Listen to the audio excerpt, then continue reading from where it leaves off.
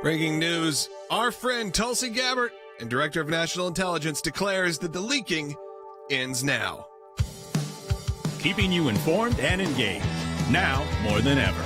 This is Sekulow. We want to hear from you. Share and post your comments or call 1-800-684-3110. And now your host, Logan Sekulow. Welcome to Sekulow. We're taking your calls. Wrap up this week, 1-800-684-3110. We have a cool statement coming out this morning. It's gone a bit viral from our friend, former colleague, and now Director of National Intelligence, Tulsi Gabbard. She put up on X, and I think this is going to speak to a lot of the things that we have been worrying about, we've been talking about here at the ACLJ for many years. This is what she said. Our nation's intelligence community must be focused on our national security mission. Politically motivated leaks undermine our national security and the trust of the American people and will not be tolerated. Unfortunately, such leaks have become commonplace with no investigation or accountability. That ends now. We know of and are aggressively pursuing recent leakers from within the intelligence community and will hold them accountable. And then it goes on and on from there. But that's a great place to start. Of course, we know of all the leaks that came out during the Biden run, also during the first Trump administration. We also remember the leaks that were happening at the Supreme Court of the United States when the Dobbs decision was leaked ahead of time. An early draft was leaked ahead of time. And what were the repercussions? Absolutely nothing. We even remember James Comey talking about leaking his own documents to the press and letting the New York Times, or whoever it was, put out the statements, making sure he got his stuff out there. Enough is enough with this, and this is why it's exciting to have a new administration, why it's exciting to have somebody who is committed to the truth, like Tulsi Gabbard, in this position. That's right. And this is an interesting line. This is from The Hill that is talking about this, is that Gabbard provided little insight into why she felt the leaks were politically motivated. Oh, come on. Because she did give an example of recent leaks that they are concerned about, such as a leaker who'd been sharing classified information with the Huffington Post, a leaker within the intelligence community sharing information on Israel and Iran with the Washington Post, a leaker within the IC sharing information about the U.S. and Russia relationship with NBC. Notice none of these are like the Daily Caller, Breitbart, Fox News. Yeah. A leaker sharing information around National Counterintelligence and Security Center activities and actions with the Record. Any unauthorized release of classified information of a violation of the law and will be treated as such. But it's once again, we've seen this playbook. It is the playbook of the left and the deep state to take information that is classified, leak it to reporters to get a political objective. You even think back to the entire Russia investigation was the intelligence community leaking something to Yahoo News, and then once it was reported by the journalists for Yahoo News, they're like, oh, we read this in Yahoo. Let's do an investigation on it. It was a self-fulfilling prophecy. They leaked information, then use that as the impetus for their investigation to go after President Trump. So it's absurd in the year 2025 to say there's no information on why the Director of National Intelligence thinks these leaks are politically motivated, because they have been for over a decade now. Right. We've all known this. And look, phone lines are open. I want to hear from you on this because I know this has been an issue that's been deeply important to a lot of our team. So right now, 1-800-684-3110. Give us a call. Of course, we are in the middle, and this is Friday, so you know what? These are one of those days where we head to the weekend. Things get busy. So if you can support the work of the ACLJ, now is the time to do it during our Life and Liberty Drive. Your donations are doubled.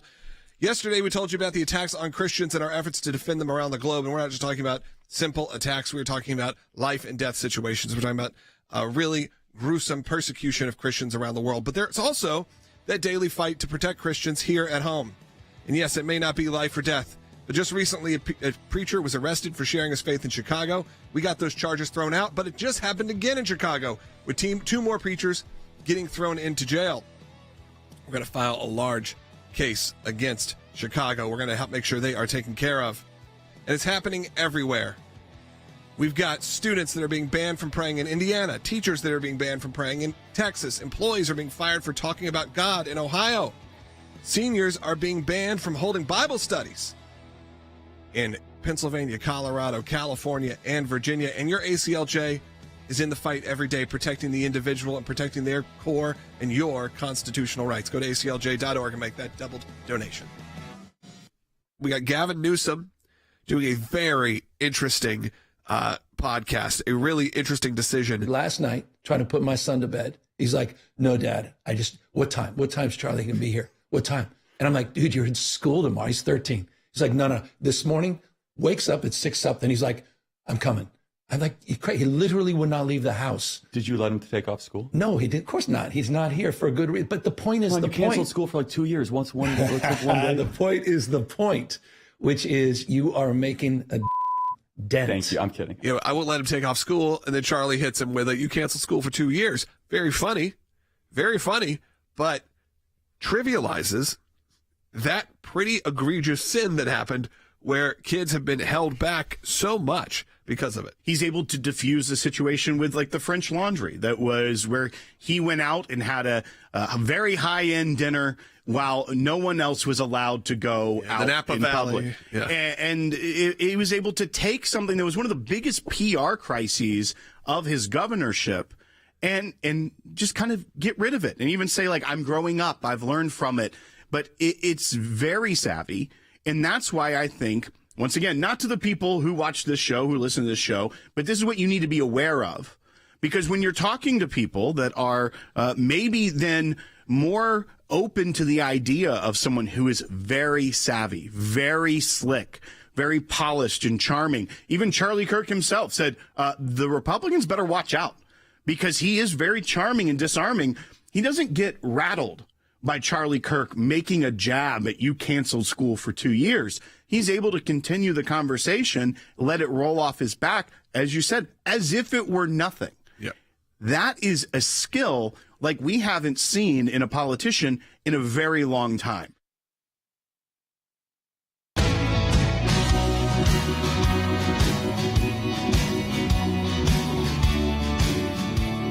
Welcome back to Sekulow. Phone lines are open for you at 1-800-684-3110. Let's go ahead and take a quick call right off the top. Why not? Let's go to John, who's calling in New York, who is listening on the radio. John, you're on the air. Yes, I just have one comment to make, and this is my belief. If these people can be criminally prosecuted, if they can go to jail, this is what needs to happen. Unless people start being held accountable and actually go to jail, this stuff is just going to keep on going. I mean, she says that they have identified some of these leakers, so now we have to figure out what the consequences are. That's right. And she does say in the Post, any unauthorized release of classified information is a violation of the law and will be treated as such. I think Tulsi Gabbard means this. She means business. And one, the entire job of the Director of National Intelligence is to protect the intelligence of the United States.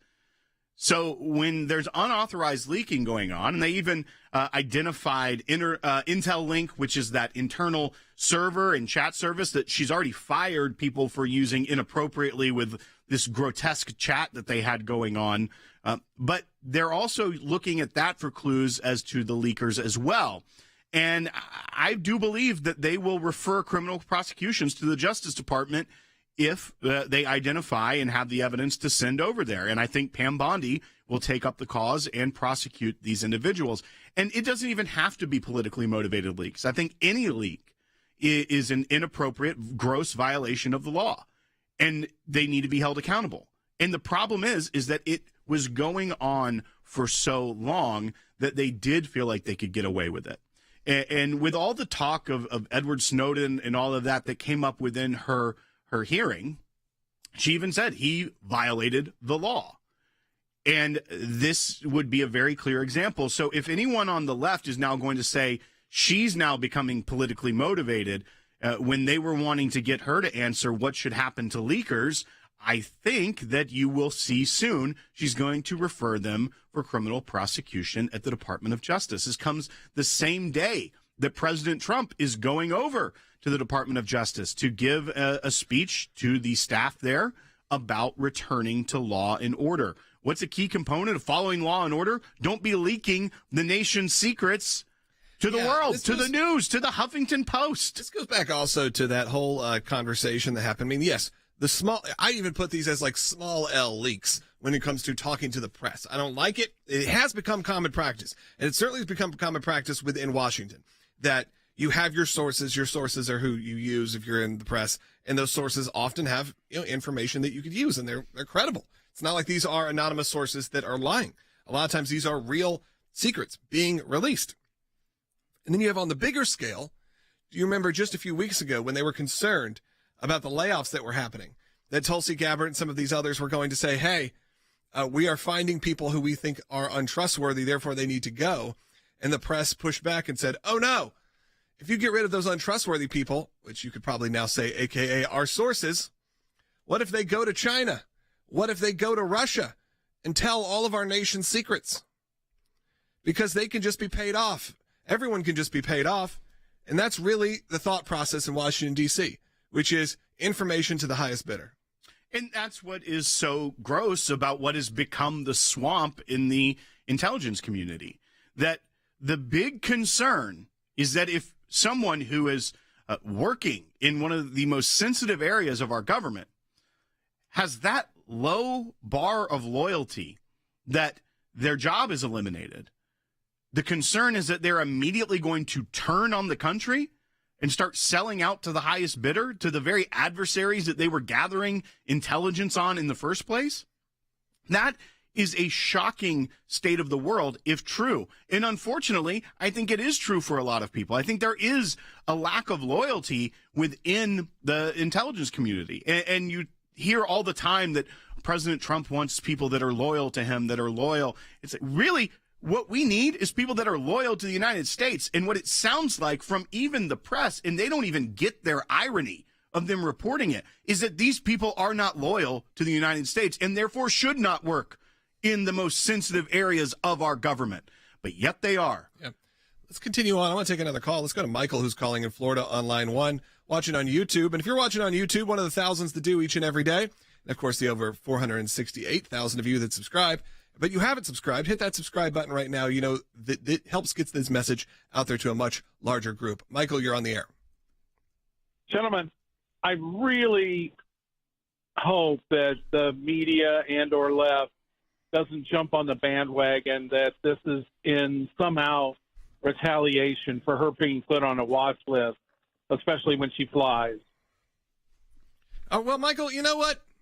I don't really care what the media has to say about that, because that was ridiculous. And you know what? I don't know if it's retaliation due to that, but it certainly could be eye-opening as to what's going on when you've been targeted yourself.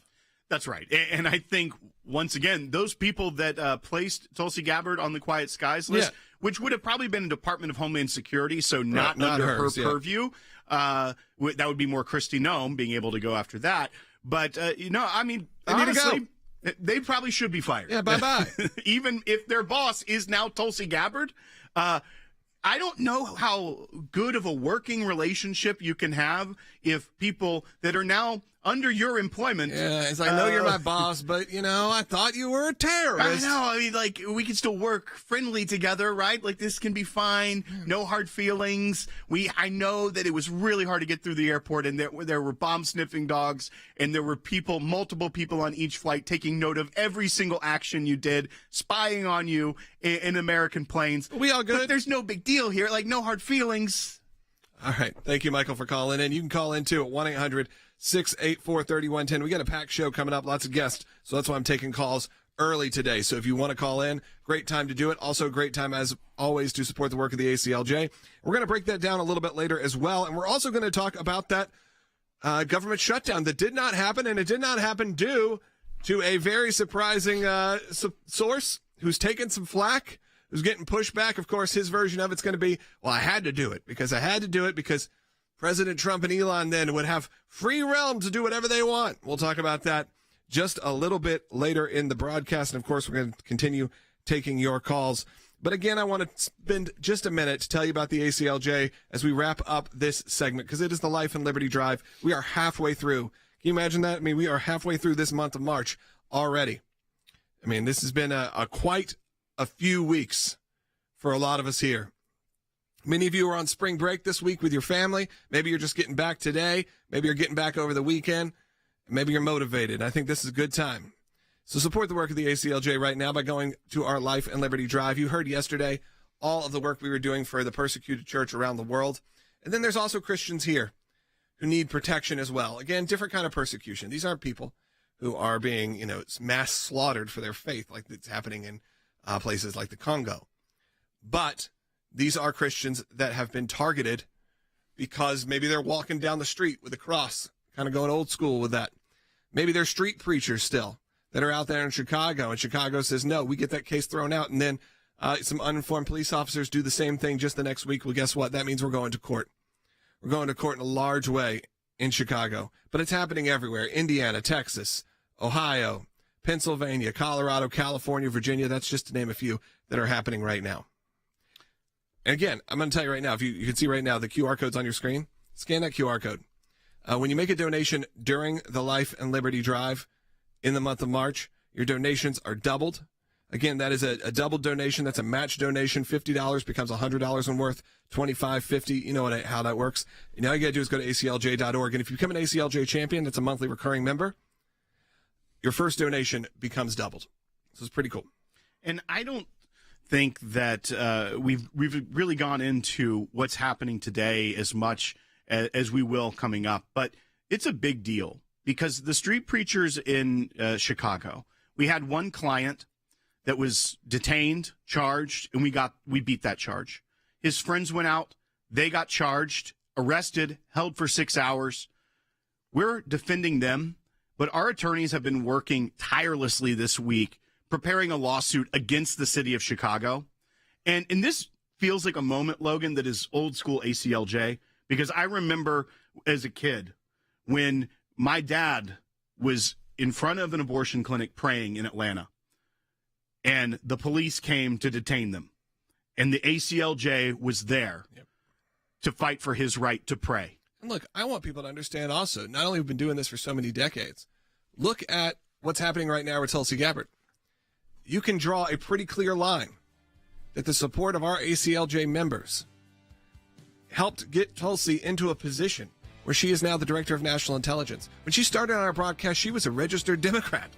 And by the time that she got out here, was an independent and then a Republican, and now is in one of the highest, positions in the land. Pretty amazing. And that's because of members like you of the ACLJ who support independent, interesting thinkers. You believe in free speech.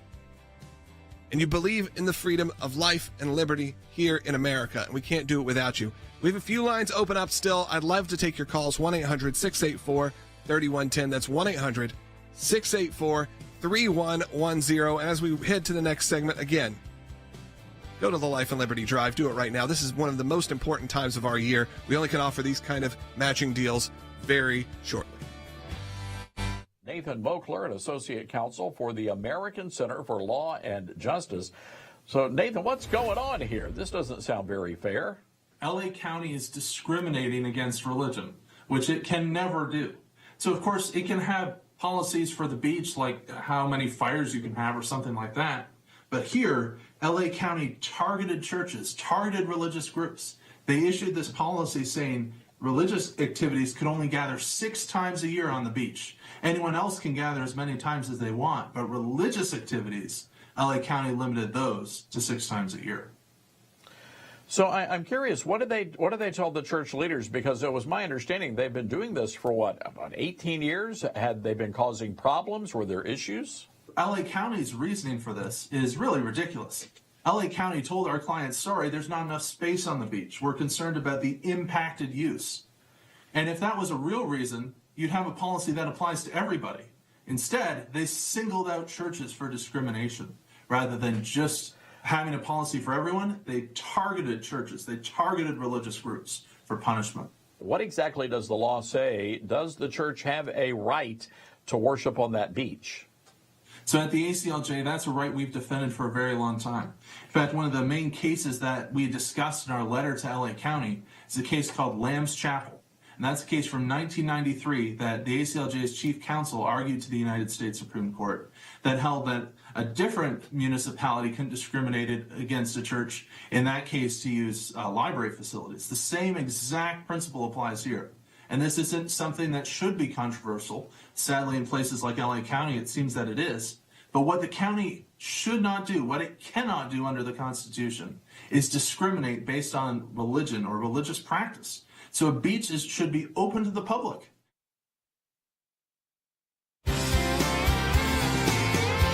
Welcome back to Sekulow. Phone lines are open for you at 1-800-684-3110. We're going to take calls coming up in the next segment and then later in the broadcast. And we'll be joined by Harry Hutchinson. But right now we're going to be joined by Senior Counsel for Global Affairs, Secretary Mike Pompeo. Secretary Pompeo, there's been a lot going on right now. The president has put out that there's been some productive talks with Russia concerning the ceasefire deal with Ukraine and is calling for an end to the killing. I know he said that multiple times. How optimistic should Americans be that this could actually be the beginning of the end of this war? Because it feels like we've had a lot of kind of false starts here, but now with the Trump administration, maybe we've actually seen some progression, and now we are at least talking. Oh, goodness. I don't think there's any doubt that we're seeing real progress, that this is fundamentally different than where we were. Might have to go back to even before the election, because this conversation actually began in November and December before President Trump was even sworn in. But, as for how optimistic, look, it's still going to be very difficult. Putin has not said yes to what President Zelensky has now said yes to, right? President Zelensky has accepted the 30-day ceasefire, and then we'll kind of figure it out from there. Putin is demanding a number of things which will be very difficult to actually deliver. So I think in the end, Putin has to realize that the costs of continuing this fight, continuing the killing, continuing the war exceed the benefits. And there's no better president than President Trump to do that, to put deterrence back, to keep America's interests first, to get this right for Europe. There's no better person to put deterrence back. President Trump did it for his first 4 years. Putin did not invade Ukraine on our watch when I was his Secretary of State and CI director. I'm convinced he can get there, but it will not be a straight line. It's going to be complicated and difficult and hard fought for sure. Mr. Secretary, we've seen in the first Trump administration that President Trump was very open to going and meeting with adversaries and having these high-level talks. Do you think some sort of face-to-face negotiation between President Trump and Vladimir Putin is maybe in the future to ensure that this gets done? Yes, I think that's likely. By the way, I'm not only not troubled by them meeting face-to-face, I would encourage it to have that conversation about the things that matter to America. President Trump can present those very clearly. This is why America has an interest in bringing a ceasefire, peace, a structured security to Europe. That's why it matters to us. President Putin can respond. I think in the end, that'll be very useful. There's a lot of work that has to be done, a lot of groundwork that has to be laid before those meetings take place so that everyone understands the position so they can negotiate to the final resolution. But I suspect we will, if not in person, by phone, have conversations directly between those two leaders before we get resolution here. And that has always been something that you've brought up over the years when you've worked in these positions, is having those face-to-face meetings.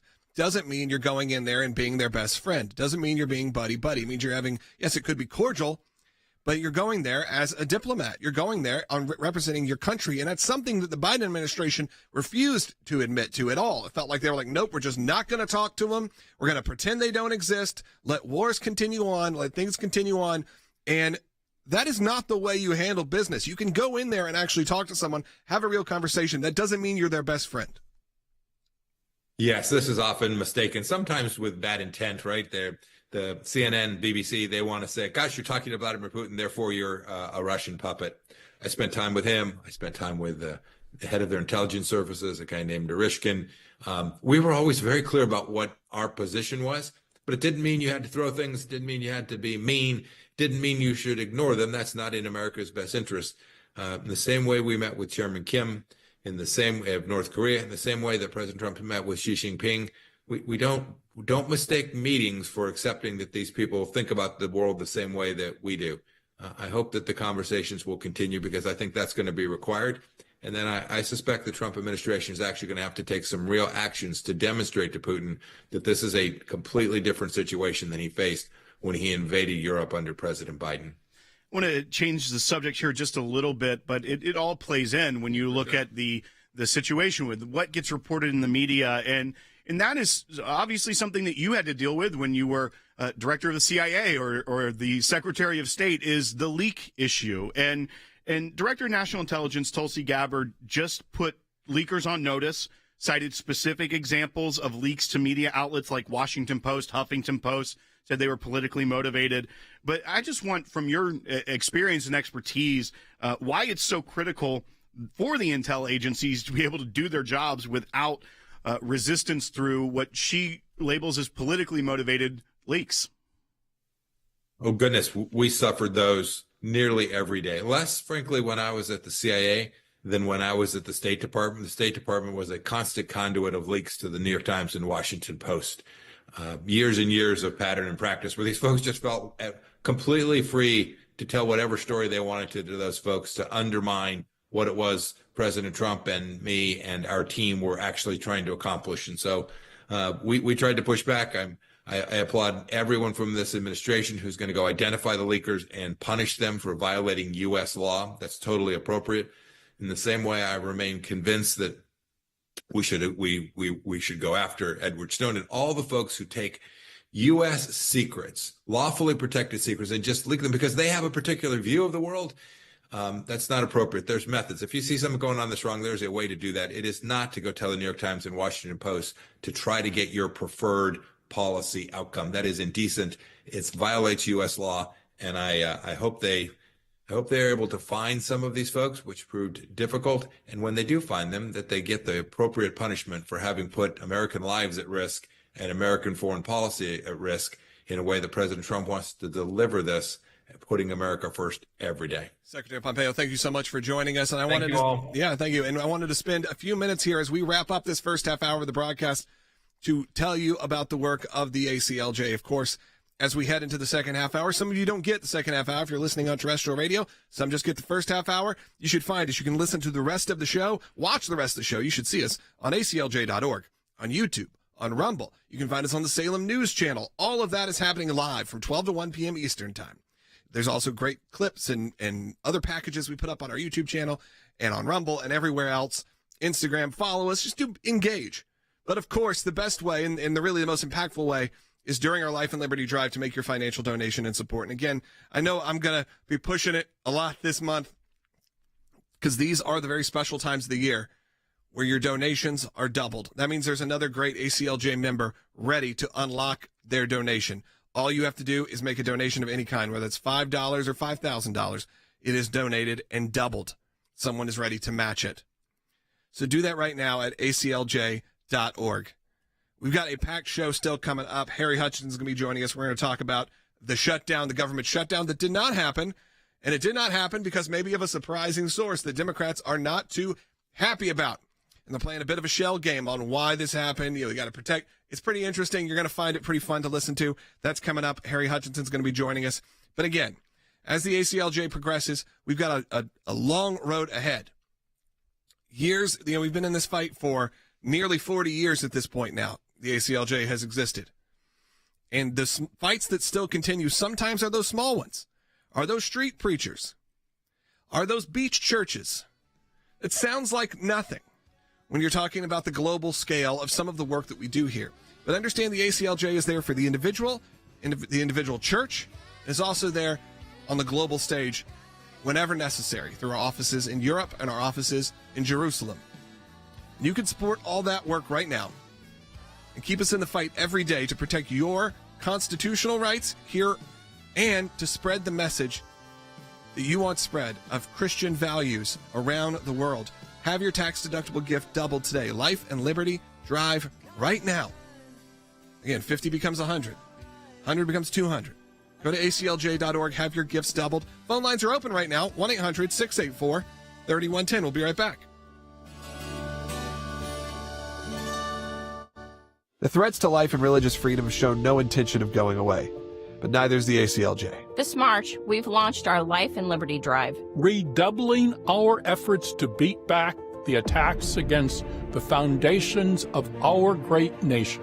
Thanks to our donors and our champions, your ACLJ is able to take on hundreds of cases at home and around the globe.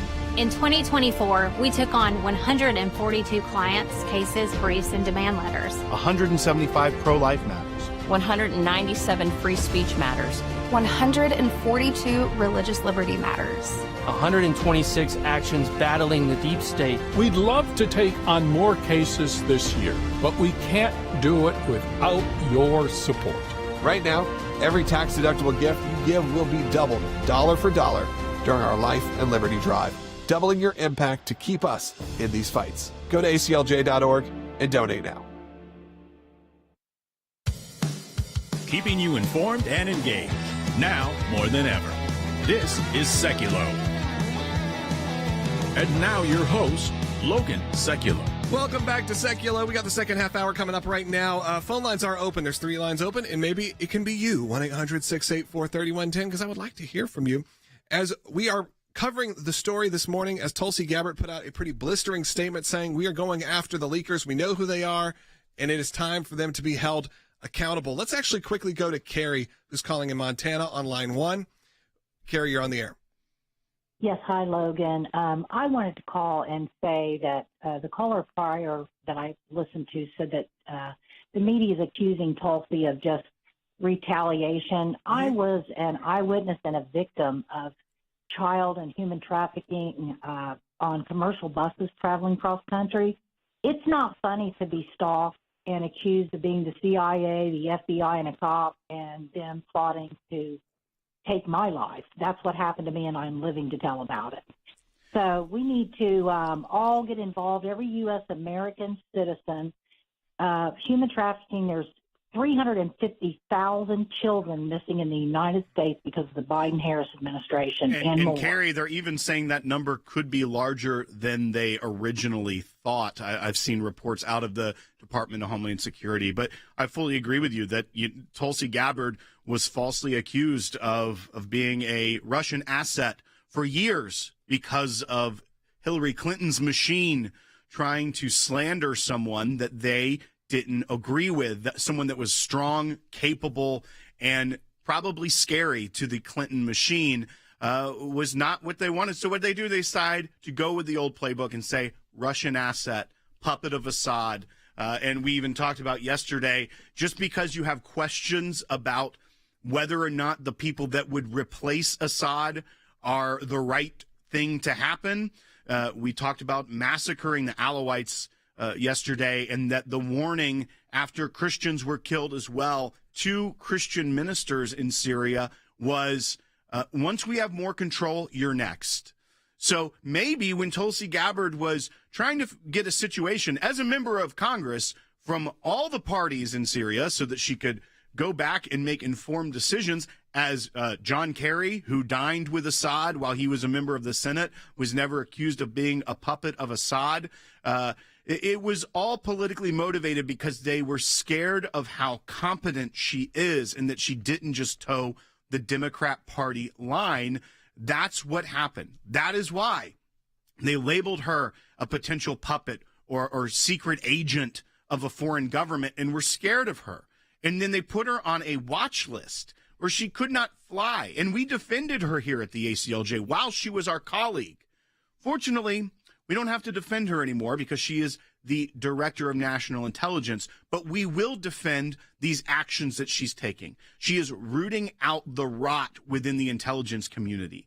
Leaks should not be happening to their buddies at the Washington Post, at Huffington Post. I think it's President Trump, when a reporter asked a question and he said, what outlet are you from? He said, Huffington Post. He goes, you're still around? You're still in business? Right. They're getting leaks from the intelligence community. That is absurd. It has to end. And I trust that Tulsi Gabbard will send criminal referrals to the Justice Department, will root this out, and will put an end to it.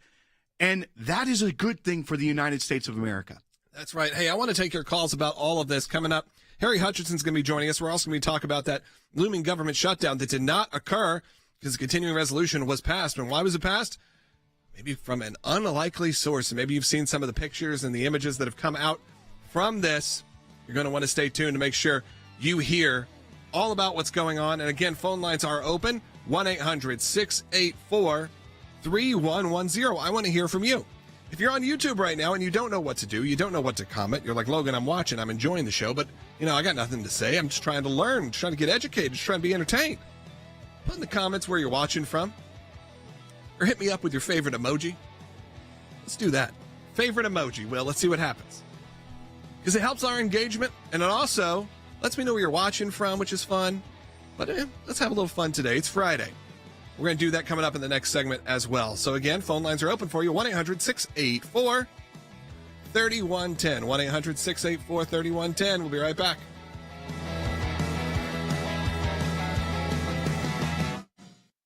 Unless Congress acts, the federal government will shut down tomorrow at midnight. I have said many times there are no winners in a government shutdown, but there are certainly victims, the most vulnerable Americans who rely on federal programs to feed their families, to access medical care, and to stay financially afloat.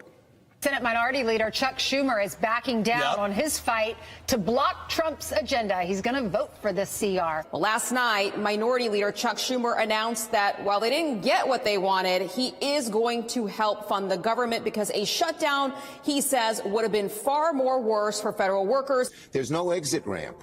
Anyone who wants the shutdown, I've asked them, well, how do we get out of it? Guess who it's up to get out of it? Donald Trump, Elon Musk, Doge. So it's a it's two bad alternatives, and I respect people who actually don't want it, vote for the CR. It's awful. But with the alternative being a government shutdown, that's even worse. The left is absolutely eviscerating Schumer right now. AOC calling his decision devastating. She says there's actually still time to convince enough Democrats in the Senate to vote against this thing. I think there is a deep sense of outrage and betrayal. And this is not just about progressive Democrats. This is across the board, the entire party. There's also some suggestion, a senior Democrat told me yesterday, look, Trump's flailing this week. Let him flail. Don't change the topic of conversation. Yeah. But it has been, Allie, this has been a real contentious moment for Democrats, real division in the party. And we even saw some House Democrats take pretty extraordinary steps criticizing what Schumer is doing. There are reports that there are a ton of Democrats that are lobbying AOC to now primary Senator Chuck Schumer in New York.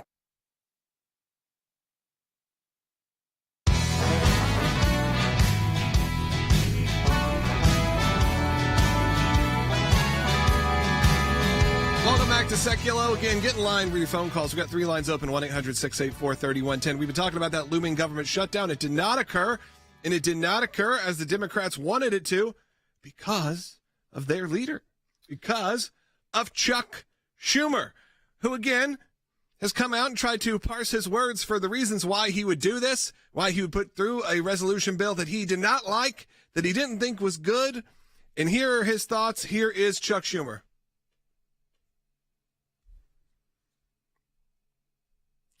All right. I think we have a terrible option.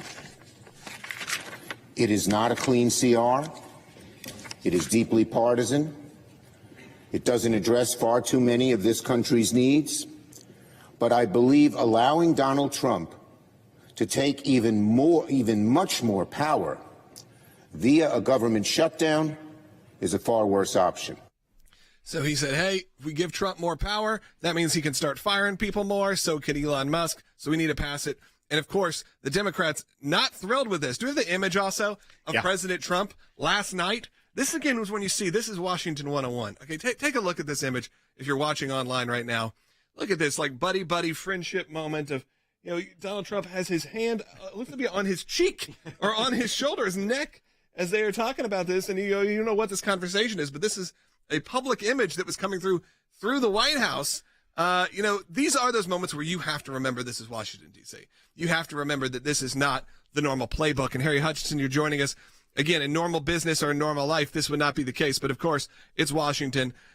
Things are maybe a little blurrier than they let on, because they let on this image of we can't work together. They are the worst. And all of a sudden you're seeing a face being cradled in the White House. It's a strange sight.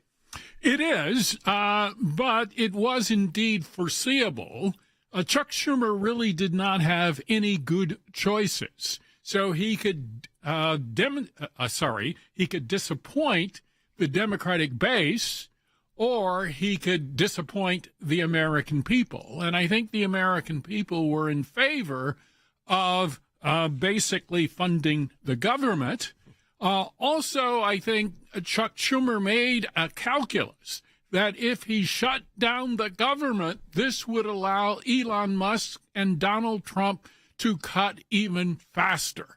And so at the end of the day, he caved and disappointed people like AOC and Jasmine Crockett, who is perhaps everyone's favorite dancer in Washington. What's interesting with this is I don't necessarily disagree with Chuck Schumer. Now, I disagree with his position, but I don't disagree with the mindset of saying, hey, we got to do this so then we can still have our protection. It's the Democrat social media talking points to say you can't work together. And when he comes out and he makes a statement saying, no, if we give them if we shut down, they can do whatever they want.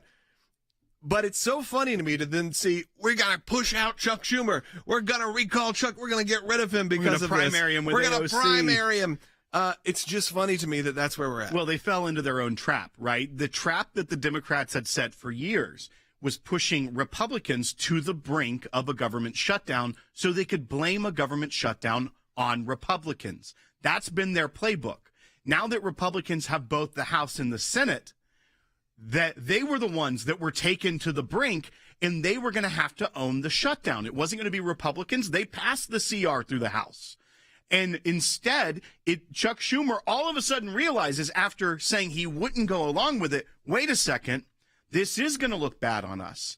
And the irony of them trying to say, we want to push a shutdown to stop them from laying off people made no sense, because those people would be furloughed and no one would be getting paid instead of those that are being laid off.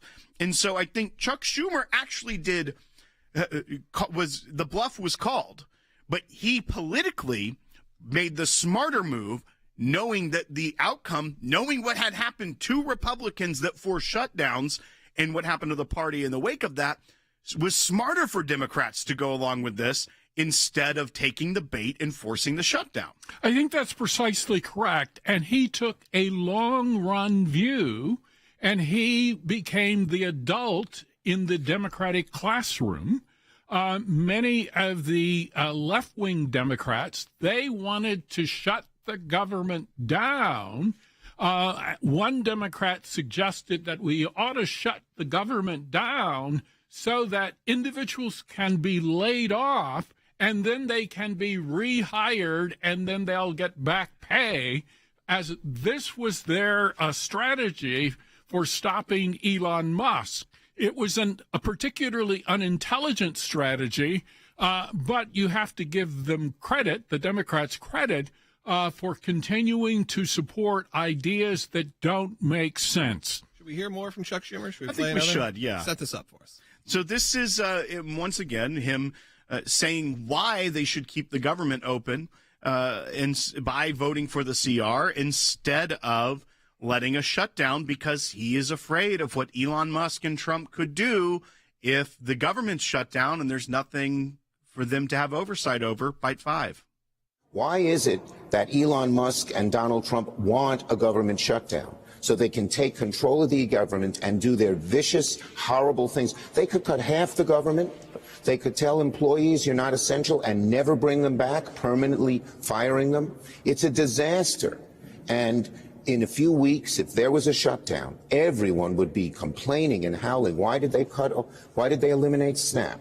Why did they cut so much of Medicaid? But they could do all that on their own. That's the problem. There is no check on them with a shutdown. That's not to say this CR bill is a good bill. It isn't. It didn't have any safeguards in it.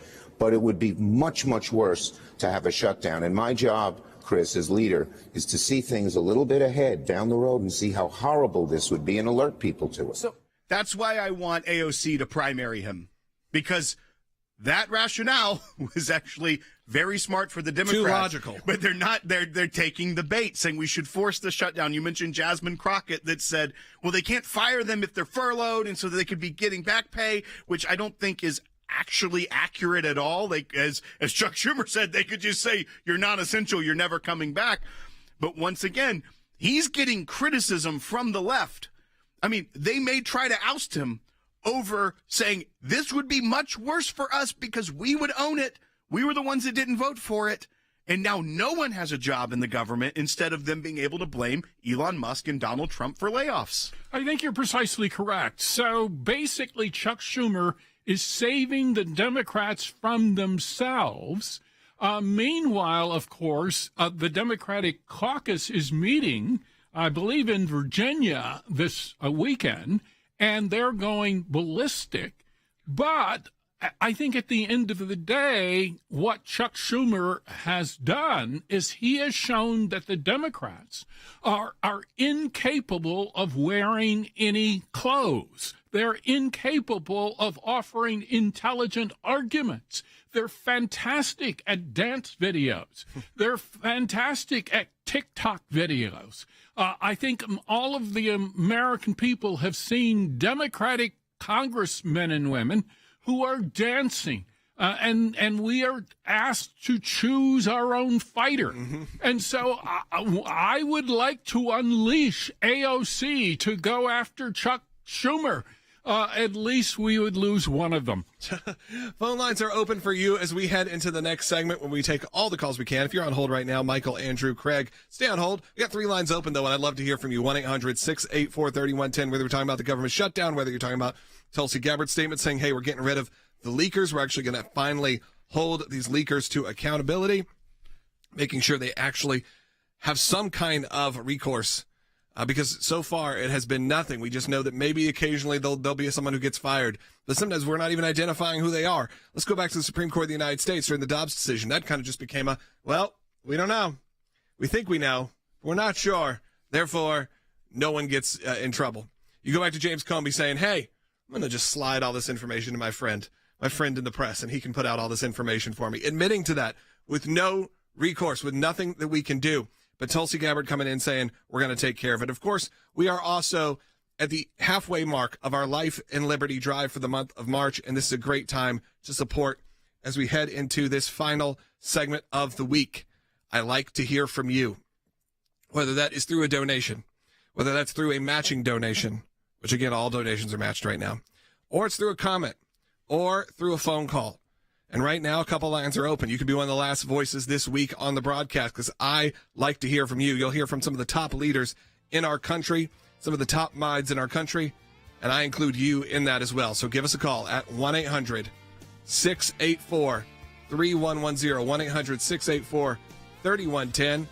Again, support the work of the ACLJ when you can. We got just a couple minutes until we hit the next segment, which is going to be all your calls and comments, but this is a great time.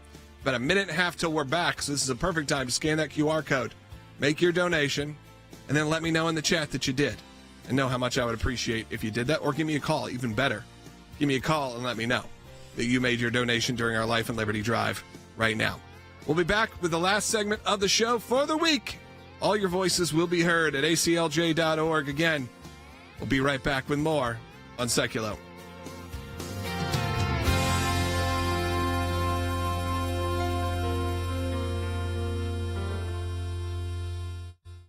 From Tulsi Gabbard, who is current Director of National Intelligence. You, of course, are a former Director of National Intelligence, saying, hey, we've revoked security clearances for a lot of top names that you may know. Anthony Blinken, Jake Sullivan, some of your favorites, Rick, Alvin Bragg, Letitia James, and saying, you know what, it's time for these security clearances to end and time to quit briefing these people, specifically if they were involved in things like the Hunter Biden disinformation letter. When it comes to what Tulsi's doing, I think this is just another common sense approach to being accountable to the people. The people were outraged that this group abused their access to classified information by pretending that something was true when they knew it wasn't. And let me be specific. Most of these individuals never had a briefing on the Hunter Biden laptop and whether or not the intel services thought it was misinformation or Russian information. There was never a briefing on that. There was never any raw intelligence pointing to that. This was a political calculation by these individuals, and their political calculations were wrapped in their access to classified information. They say things like, oh, I can't tell you, but trust me because I have access to classified information. They abused their position by getting involved in politics and pretending that they knew something. There are a couple of other people that do that regularly. Adam Schiff is one of them. And I think that it's important to hold these people to account. If you're going to have access to classified information, don't go into the public sphere and pretend something is true when it's not. Don't abuse your positions. They did, and Tulsi Gabbard is holding them to account and taking away that access to classified information.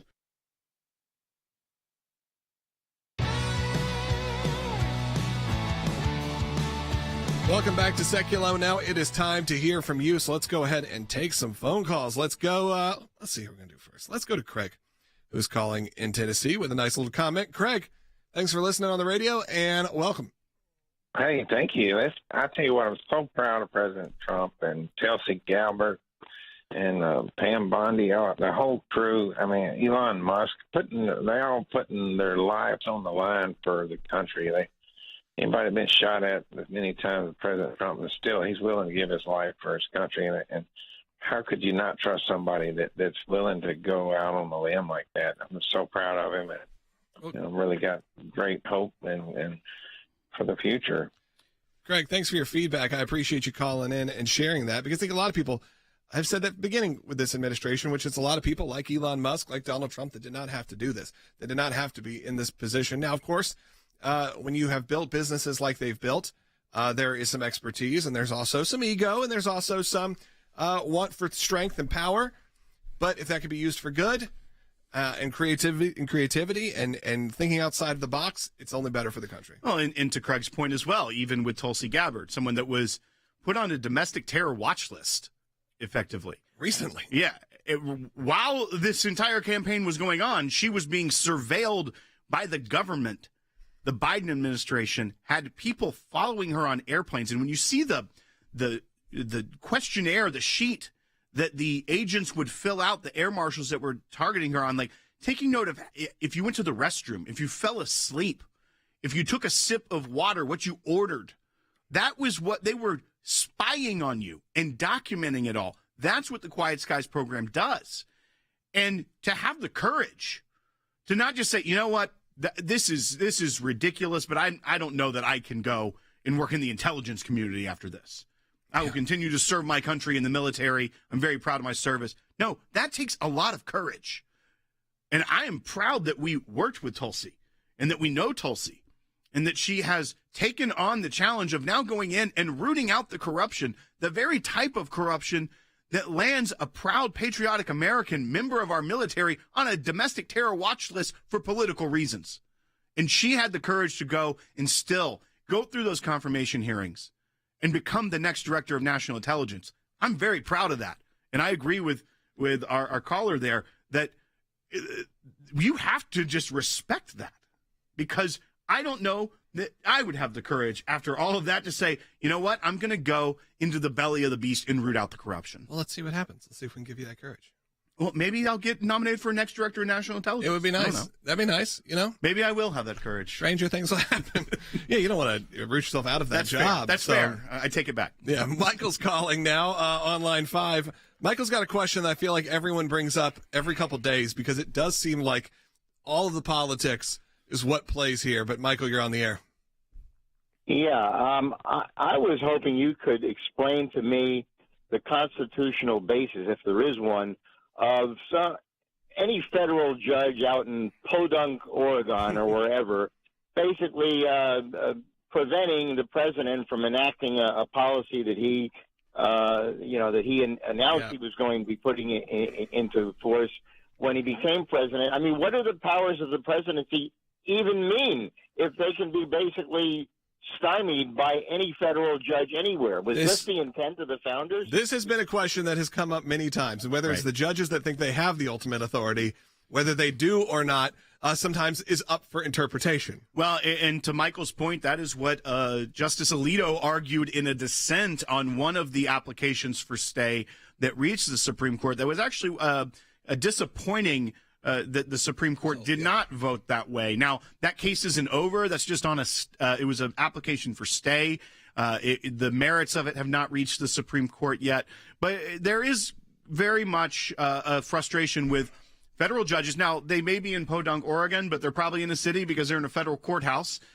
These aren't just random judges. These are appointed judges to the judicial bench. We're calling out Oregon for some reason. Well, I mean, Michael said it. He's in New Hampshire. I feel like New Hampshire and Oregon have a big beef. They probably raise a lot of big beef. Well, maybe. I don't know. Yeah, have you had Oregon cattle? I feel like it. I feel like I have. Look into that. Sounds right. But to your point, Michael, is that this is the system of checks and balances that sometimes feels like it goes far. And some judges have what we call activist judges, and they feel like they can assert nationwide injunctions. But once again, typically what we've seen is at the end of the day, if the policy is not unconstitutional, the court rules the right way. Not always, but we have a good court system right now. And I'm not going to discredit the Supreme Court. I do think that they make some wrong decisions that I wish they had made a different way. But we have seen very good constitutional decisions and strong rulings out of the court recently that we can't forget about, whether it be presidential immunity, whether it be the Roe versus Wade overturning, and whether it be the 14th Amendment issue that we fought so hard for here at the ACLJ. These are very important decisions that overturned lower courts that were voting the wrong way. So there is a path to seeing that restored. And there's a lot of comments from people in Oregon, Will. They are not thrilled with you. Why? Because I don't know about the cattle industry? No, because you called it Podunk, Oregon. No, he did. But then you said it Michael again. said, I again? don't know if it is Podunk, Oregon or not. Is there some cities being listed here that I don't even want to pretend to know where they are or know how to say it? But you know what? We got a lot of lovely listeners around the world, Will. Did find out that Oregon does have cattle. But no offense to Oregon. I meant none. That was Michael from New Hampshire. I mean, there are cows everywhere. Andrew's calling from New York on line 1. Andrew, you're on the air. All right, my question is in regards to Christian persecution around the world. My question is, what can the United States do to pressure the international community to act to protect Christians and their rights? This is why we're here. This is why the ACLJ exists. That's why the ECLJ exists, specifically to the European Center, because we're able to go on a global scale to the UN, put some pressure on when it's necessary. Of course, your elected officials should be speaking out and talking about this, because where the U.S. goes, so does the world often. So make sure that they know about it. But we at the ACLJ have made this such a big part of our organization over maybe the last 15 years or so, as we have moved all of our operations. We've seen so many amazing things happen overseas. It's disheartening to hear the rights of Christians because, again, we think of that in American terms. In American terms, protecting a Christian is, hey, they want to have their church on the beach. We're going to be there for them. But when it comes to some of these nations, it's literally life or death. And that's a lot of the work that we do at the ACLJ. And I know from history, when Mike Pompeo was Secretary of State, that the work that ACLJ did made it to his desk. It made a big difference in the way that the United States postured itself to combat persecution of Christians around the world. He said it on this broadcast before. And I know that that is something that actually is dear to the heart of Secretary Rubio. And now you have to remember, we're only at March 15th. A lot of the other positions that have to be confirmed at the State Department have not been confirmed yet. They have to be nominated. They have to go through that process. And that takes a little bit of time. But I know that that will be a priority of Marco Rubio as the Secretary of State, and we will be able to work with the Secretary of State to be able to further those goals, but we also do it at the UN and at the EU. We don't just stop with the American government, because that is something we are passionate about here, and we can make a difference. All right, as we head to the end of this show right now with only 25 seconds left, I'm just going to ask you one more time. Support the work of the ACLJ. None of this happens. Not this broadcast, not our work overseas, not our work here domestically. None of it can get done. We won't be able to be there for you if we don't exist. And we only exist because of the backbone built by ACLJ supporters and members. And right now, your donations are doubled. So go to aclj.org as we wrap up this week. Pray about it, think about it, and support the work if you can. We'll talk to you next week.